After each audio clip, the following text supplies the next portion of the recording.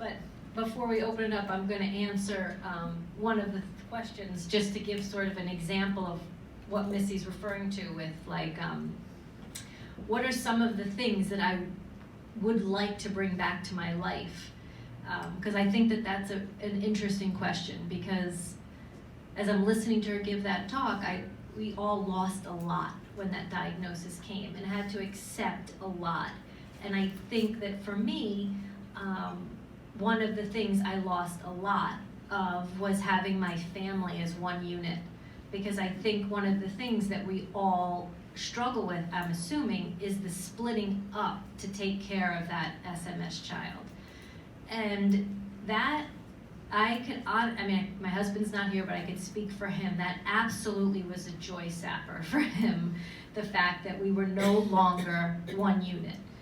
We never went out to eat together anymore. We split up for my son's sporting events. Everything was a split.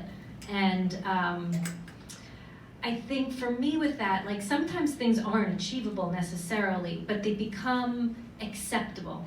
You kind of come up with a new norm to live with. So for us, we split up, but we did it in little sort of ways. So maybe one spouse stayed home with one child, and then we met at the event. We worked around ways to bring it back. It may not have looked like the joy I envisioned, but that was definitely a joy sapper for me, and that was just one example. But as I walk around, does anybody would like to share some of the things that really set them back with the diagnosis?